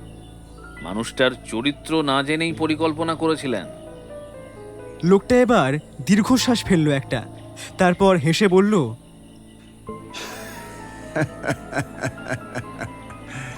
ব্যোমকেশ বাবু, স্বীকার করতেই হচ্ছে আপনার পর্যবেক্ষণ শক্তি কিন্তু অসাধারণ। এক্সেলেন্ট। আমি লক্ষ্য করলাম ব্যোমকেশ যেন ঠিক এই মুহূর্তটারই অপেক্ষা করছিল। সে এবার সোজা হয়ে বসে বলল, ধন্যবাদ। এখন আরেকটা প্রশ্নের উত্তর দেবেন? হ্যাঁ, করুন। ডাক্তার দেবকুমারের গবেষণায় আপনার এত আগ্রহ কেন? লোকটার মুখের হাসিটা মিলিয়ে গেল নিমেষে। সে কয়েক মুহূর্ত এবার চুপ করে থেকে বলল, সব প্রশ্নের উত্তর দেওয়া যায় না ব্যোমকেশ বাবু। যায়, ইচ্ছে থাকলে যায়। আর যদি না বলি? তবু ক্ষতি নেই, কারণ উত্তরটা আমি মোটামুটি জেনে গেছি। লোকটা এবার প্রথমবারের মতো স্পষ্ট চমকে উঠল। ও তাই? তা কি জেনেছেন? আপনার উদ্দেশ্য এখানে বসে ব্যবসা করা নয়, ডাক্তারকে খুন করারও ইচ্ছে ছিল না। ব্যোমকেশ ধীরে ধীরে বলল, থাকলে আগেই করতে পারতেন। দেবকুমার বাবুর মাথাটা আসলে আপনার দরকার ছিল। ওনার গবেষণার ফলাফলটা চাইছিলেন, আর উনি তখনই দেশ ছেড়ে চলে গেলে সেই গবেষণাপত্র সংগ্রহ করা আপনার পক্ষে অনেক সহজ হতো। লোকটা হেসে বলল, বাহ বাহ, আপনি তো ভাব সম্প্রসারণে উস্তাদ মশাই, হ্যাঁ? আমায় ধরলেন কিভাবে সেটা বলুন তো সংক্ষেপে। আমার তো মনে হয় লাকিলি হয়ে গেছে, তাই না? আর আপনি নিজের কর্তৃত্ব জাহির করছেন সুযোগ পেয়ে। কি ঠিক বললাম তো? ব্যোমকেশ মুচকি হেসে বলল, আপনাকে ধরতে আমার মাত্র 2 দিন সময় লেগেছে মিস্টার। এই মাকড়সা নামটা বড্ড বাজে, কি বলা যায় বলুন তো? যাকগে, আপনার মতো একজন বোকা লোককে পুলিশ কেন এত বছর ধরে খুঁজে পাচ্ছিল না তা ভেবেই আমি আশ্চর্য হচ্ছি। লোকটা সোফায় হেলান দিয়ে বসে কুৎসিত হেসে বললেন, তা ধরেছেন, ভালোই করেছেন মিস্টার বক্সি। কিন্তু আপনার কাছে আমার বিরুদ্ধে কি প্রমাণ আছে? সারা পৃথিবীর কোনো পুলিশের কাছে আমার কোনো ছবি বা হাতের ছাপ নেই। আর ডাক্তার হালদারের গবেষণাকে নষ্ট করার জন্য ওনার গাড়িকে লরি দিয়ে ধাক্কা মারা আর হুমকি খাম পাঠানোর অপরাধ তো দূরস্থান। আমি যে লাল মাকড়সা, হ্যাঁ, সেটাই আপনি আদালতে প্রমাণ করতে পারবেন না। ব্যোমকেশ ওর সিগারেটের ছাই ঝেড়ে শান্ত গলায় বলল, আপনি যদি ভেবে থাকেন আপনার বিরুদ্ধে কোনো প্রমাণ ছাড়াই আমি এই ঘরে প্রবেশ করেছি, তবে ব্যোমকেশ বক্সিকে আপনি অত্যন্ত অবমূল্যায়ন করেছেন মিস্টার। আরে দূর, কি বলে যে ডাকি। আসলে কি জানেন তো মশাই, রেগে গেলেই মানুষ হেরে যায়। আমি তো ডাক্তার হালদারের গাড়ি লরি দিয়ে ধাক্কা মারার কথা বলিনি। আপনি কি করে জানলেন যে লরি দিয়ে ওনার গাড়ি চাপা দেওয়ার চেষ্টা করা হয়েছিল? লোকটা এবার দম্ভ ভরে অবহেলার স্বরে বললেন, তাতে কি হয়েছে? আমি নিজের মুখে স্বীকার করলেও এই বন্ধ ঘরের ভেতরে বলা কথার কোনো আইনি মূল্য নেই মিস্টার বক্সি, কোনো সাক্ষ্য নেই আপনার কাছে। মানে আপনারা ছাড়া। আদালত কোনো প্রমাণ ছাড়া আপনার মুখের কথায় আমাকে শাস্তি দিতে পারবে না।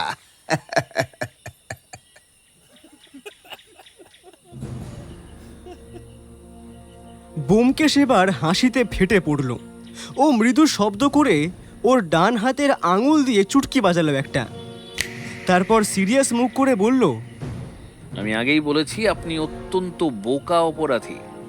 যুগের সাথে অপরাধীদের সাইকোলজি বদলালেও সত্যান্বেষীর ফাঁদ কিন্তু আদিম আমল থেকে একই থাকে। ব্যোমকেশের চুটকির শব্দ শেষ হতে না হতেই ঘরের কোণে ঝুলতে থাকা সেই বিশাল বনেদি লাল মখমলের পর্দার আড়াল থেকে সশব্দে বেরিয়ে এলেন লালবাজারের দারোগা সুকুমার বাবু আর ওর সশস্ত্র বাহিনী। ওদের হাতে ছিল খাতা আর পেন্সিল, যেখানে লাল মাকড়সার নিজের মুখে বলা প্রত্যেকটি স্বীকারোক্তি হুবহু নথিবদ্ধ করা হয়েছে। সুকুমার বাবু ওর রিভলভারটা লোকটার দিকে তাক করে গর্জে উঠে বললেন, আমি আর আমার 4 জন হাবিলদার এই পর্দার আড়ালে দাঁড়িয়ে আপনার প্রতিটা স্বীকারোক্তি নিজের কানে শুনেছি মিস্টার লাল মাকড়সা। ভারতীয় আইন অনুযায়ী এটিকে ম্যাজিস্ট্রেট ও পুলিশের উপস্থিতিতে চাক্ষুষ জবানবন্দি বলা হয়, যা আপনাকে জেলের ঘানি টানানোর জন্য, এমনকি দরকারে ফাঁসির দড়িতে ঝোলানোর জন্য যথেষ্ট। ওর মুখটা ক্ষণিকের জন্য ছাইয়ের মতো ফ্যাকাশে হয়ে গেল। তারপরে তড়াক করে লাফিয়ে ব্যোমকেশের ঘাড়ের ওপর ঝাঁপিয়ে পড়বার চেষ্টা করতেই বিডেনের একটা জবরদস্ত লাথিতে উনি ফ্লোরের ওপর আছড়ে পড়লেন। হাবেলদাররা ওর হাত দুটো পিঠমোড়া করে বেঁধে লোহার শিকল দিয়ে ওকে বন্দি করল। ডাক্তারবাবুর বিরুদ্ধে শুরু হওয়া সেই কুৎসিত চক্রান্তের অবসান হলো।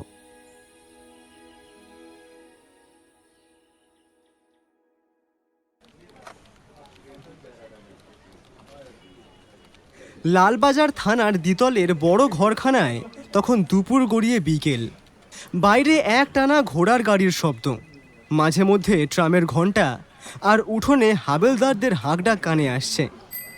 ঘরের মাঝখানে লম্বা সেগুন কাঠের টেবিল, তার চারিদিকে আমরা 5 জন বসে রয়েছি। দারোগাবাবু কপালে ভাঁজ ফেলে একের পর এক কাগজ উল্টে যাচ্ছেন। তার মুখের ভাব দেখে বোঝা যায় যে ঘটনাগুলোর সঙ্গে অপরাধীর পরিচয় মিললেও উদ্দেশ্য এখনও তার কাছে অন্ধকার। ডাক্তার দেবকুমার হালদার চুপচাপ বসে রয়েছেন। কয়েক রাতের নির্ঘুম ক্লান্তি তার চোখে মুখে স্পষ্ট।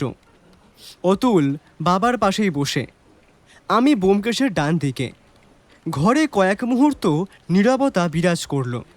তারপর অবশেষে দারোগাবাবুই নীরবতা ভাঙলেন।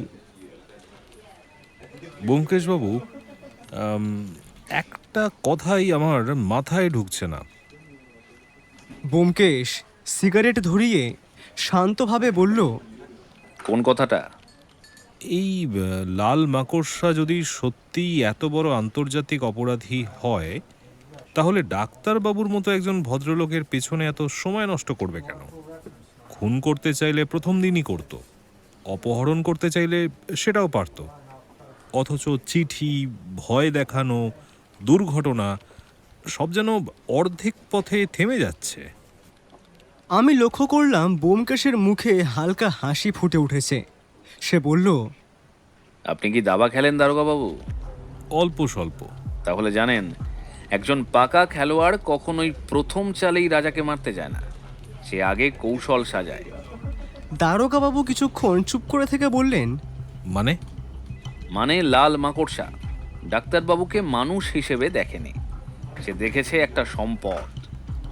ডাক্তার হালদার অবাক হয়ে বললেন, সম্পদ হিসেবে দেখেছিল? ব্যোমকেশ মাথা নাড়ল। হ্যাঁ, মানুষ নয়, সম্পদ। আমি হেসে বললাম, ডাক্তারবাবুর মতো মানুষকে সম্পদ বলছো? অবশ্যই। ব্যোমকেশ এবার টেবিলের উপর রাখা পেন্সিলটা তুলে নিল। এই পেন্সিলটার দাম কত? দারোগাবাবু বললেন, হবে 8-10 পয়সা। ব্যোমকেশ পেন্সিলটা 2 টুকরো করে ভেঙে ফেলল। এখন কোনো দামই নেই। ঠিক তাই। তারপর সে ডাক্তারবাবুর দিকে তাকিয়ে বলল, ডাক্তারবাবু, আপনার জ্ঞানের দাম কত? ওসব আবার দামের জিনিস নাকি? এটাই ভুল করছেন। আজকাল পৃথিবীতে সোনা, হিরে কিংবা রূপোর চেয়েও দামি একটা জিনিস আছে। দারোগাবাবু কৌতূহলী হয়ে বললেন, কি? জ্ঞান, মানুষের বুদ্ধি। ঘরে আবার নীরবতা নেমে এলো। ব্যোমকেশ ধীরে ধীরে বলতে লাগলো, ভাবুন তো, একজন লোহার কারিগর মারা গেলে আর একজন পাওয়া যায়। একজন ব্যবসায়ী মারা গেলে তার ছেলে ব্যবসা চালায়। কিন্তু 40 বছরের গবেষণা নিয়ে যদি একজন বিজ্ঞানী হারিয়ে যান, সেই জ্ঞান আর ফিরে আসে না। ডাক্তার হালদার নিচু স্বরে বললেন, সে কথা তো ঠিকই। হ্যাঁ, এই জন্যই আপনি টার্গেট। দারোগাবাবু টেবিলে হাত চাপড়ে বললেন, কিন্তু আপনার গবেষণায় এমন কি আছে? ডাক্তারবাবু একটু ইতস্তত করলেন। ব্যোমকেশ বলল, অসুবিধা নেই ডাক্তারবাবু, যেটুকু বলা যায় সেটুকুই বলুন। ডাক্তারবাবু ধীরে ধীরে বললেন, দেখুন, বিদেশে আমি সংক্রামক রোগ নিয়ে কাজ করতাম। মানুষের শরীরে রোগ ছড়ানো আটকানোর নতুন পদ্ধতি নিয়ে বহু বছর গবেষণা করেছি। দারোগাবাবু বললেন, কিন্তু এতে অপরাধীর কি লাভ? ব্যোমকেশ যেন এই প্রশ্নেরই অপেক্ষা করছিল। ধরুন, কেউ আফিম পাচার করে, কেউ অস্ত্র, কেউ নকল টাকা। আবার এমন লোকও আছে যারা যুদ্ধ বিক্রি করে। যুদ্ধ বিক্রি?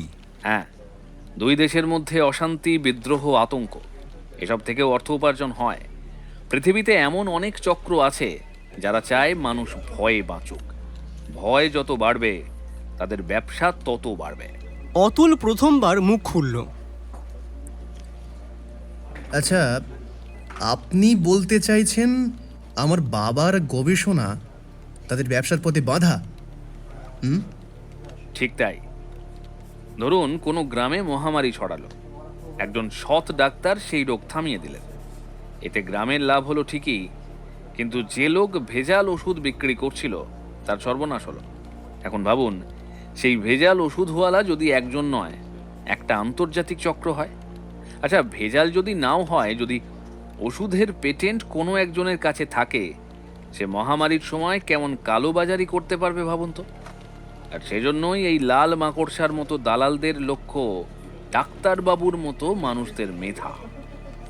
দারোগাবাবুর চোখ বড় হয়ে গেল। তাহলে তো ডাক্তারবাবু ওদের কাছে কাঁটার মতো। ঠিক কাঁটা নয়, ব্যোমকেশ মাথা নাড়ল। পুরো গাছ। আমি হেসে ফেললাম। ব্যোমকেশও মৃদু হাসল। দেখুন, একটা কাঁটা তুলে ফেলা যায়, কিন্তু গাছ কেটে ফেললে শব্দ হয়, সবাই জানতে পারে। তাই ওরা গাছ কাটতে চায়নি, চেয়েছিল গাছটা যেন নিজের ইচ্ছায় অন্য জমিতে চলে যায়। তাই আমাকে দেশ ছাড়তে বলেছিল। হ্যাঁ, কারণ ওরা এদেশের উন্নতি আটকাতে চায় যেন তেন প্রকারেণ। এতেই ওদের লাভ। আর আমি চলে গেলে কি লাভ হতো ওদের? আপনি বিদেশে ফিরে যেতেন, সবাই ভাবতো ডাক্তারবাবু নিজের ইচ্ছায় চলে গেছেন। কোনো খুন নয়, কোনো মামলা হতো না। আপনার গবেষণা চললে লাভ হতো বিদেশেরই। দারোগাবাবু এবার যেন সব বুঝে ফেলে বললেন, তাই বলে পরিবারের উপর হামলা? ওটা হামলা নয়, পরিকল্পিত হিসেব দারোগাবাবু। হিসেব? দেখুন না, প্রথমে ওনার মেয়েকে ভয় দেখানো হলো, কাজ হলো না। তারপর ছেলেকে চিঠি, ওটা অবশ্য অন্য বিষয়, তাতেও কাজ হলো না। তারপর স্ত্রীকে দুর্ঘটনায় মারার চেষ্টা করে ভয় দেখানো হলো। প্রত্যেক ধাপ আগের চেয়ে একটু বেশি ভয়ঙ্কর, কারণ অপরাধীরা দেখছিল কোন জায়গায় গেলে ডাক্তারবাবু ভেঙে পড়ে। অতুল দাঁতে দাঁত চেপে বলল, আমাদের সাহসের পরীক্ষা করছিল। বলতে পারেন এরকমই। আর আমরা যদি প্রথম চিঠির পরই চলে যেতাম, তাহলে আজ আমরা কেউ এখানে বসে থাকতাম না। লাল মাকড়সা অন্য আরেকটা শিকার খুঁজে নিত। ওর কাজ তো এটাই। দারোগাবাবু অনেকক্ষণ চুপ করে বসে রইলেন। তারপর ধীরে ধীরে বললেন, কি দিনকাল এলো ব্যোমকেশবাবু। এতদিন ভেবেছি অপরাধীরা টাকা চুরি করে, আজ বুঝলাম মানুষও চুরি করে। আর তার চেয়েও ভয়ঙ্কর, মানুষের মেধা চুরি করে। ব্যোমকেশ সিগারেটের শেষ ছাইটা অ্যাশট্রেতে ঝেড়ে দিয়ে শান্ত গলায় বলল, দারোগা বাবু, পৃথিবীর সবচেয়ে দামি জিনিস সোনাদানা নয়, মানুষের ঘিলু। আর সেই কারণেই ডাক্তার দেবকুমার হালদারকে মারার চেষ্টা নয়, সরিয়ে দেওয়ার চেষ্টা হচ্ছিল।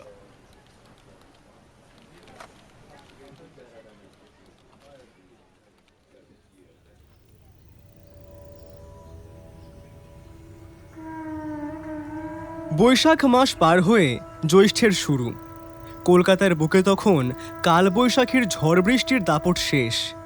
এক মনোরম শান্ত বিকেলে আমাদের বাড়ির বৈঠকখানায় বসে ব্যোমকেশ আর আমি পরম আয়েসে চা খাচ্ছিলাম এবং ওর প্রিয় তামাকের সুবাসে ঘরটা আমোদিত হচ্ছিল।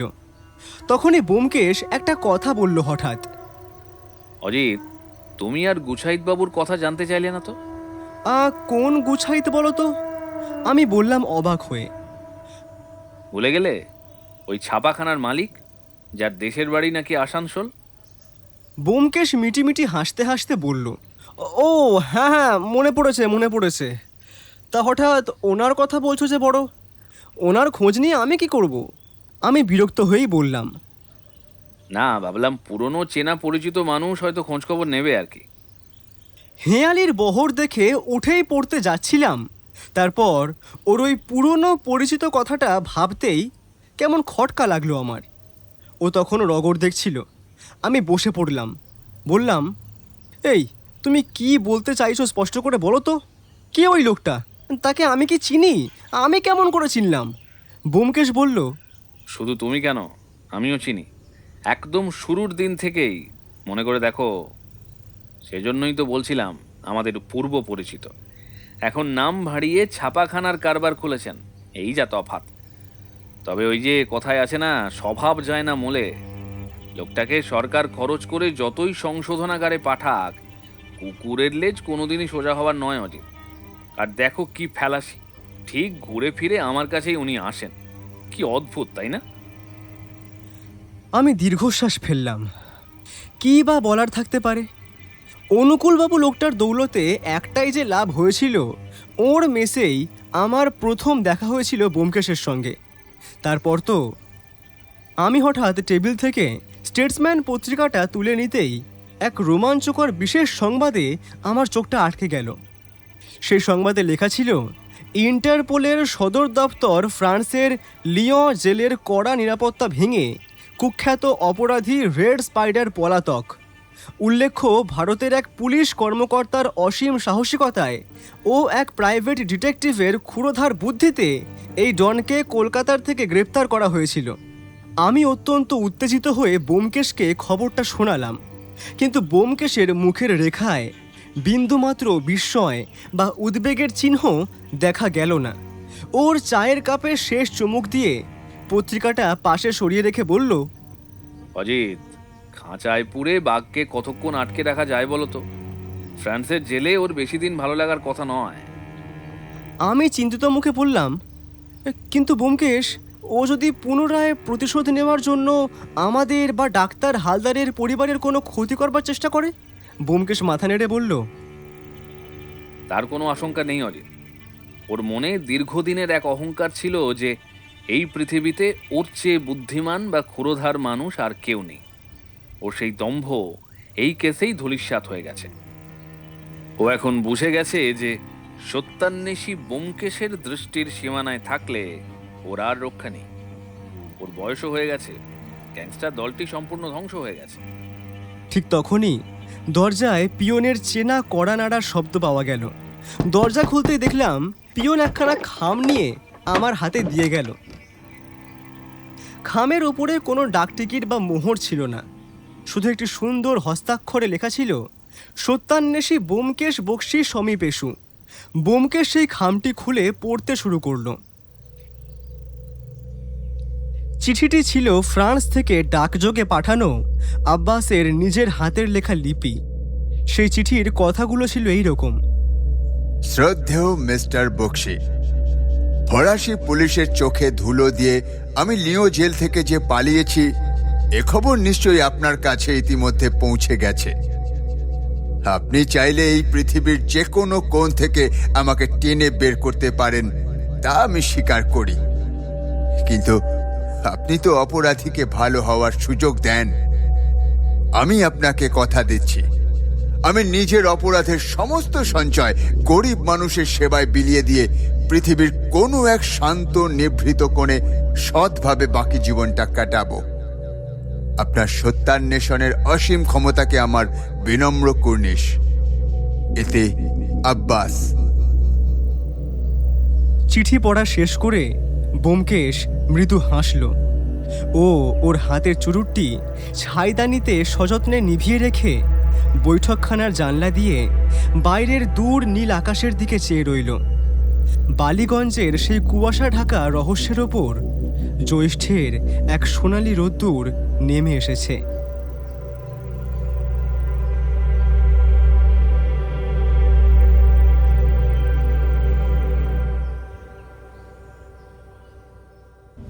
সব রহস্যের সমাধান হয় না, কিছু রহস্য বেঁচে থাকে পরবর্তী গল্পের জন্য। আজকের মতো ব্যোমকেশ বিদায় নিল, কিন্তু শহরের অন্ধকার জানে এই শেষ নয়, কারণ যেখানে রহস্য আছে সেখানে ফিরে আসবেই সত্যান্বেষী ব্যোমকেশ বক্সী। ভিডিওটি যদি আপনার ভালো লেগে থাকে তাহলে লাইক করুন, আর তার সঙ্গে হাইপ দিতে ভুলবেন না। এখনও পর্যন্ত যদি আমাদের চ্যানেলটিকে সাবস্ক্রাইব না করে থাকেন তাহলে এই রকমই আরও রহস্য রোমাঞ্চ গল্প শুনতে এক্ষুনি আমাদের চ্যানেলটি সাবস্ক্রাইব করুন, আর পাশে থাকা বেল আইকনে ক্লিক করে নোটিফিকেশন অন করে নিতে কিন্তু ভুলবেন না। খুব তাড়াতাড়ি আমরা আবার ফিরছি নতুন গল্প নিয়ে।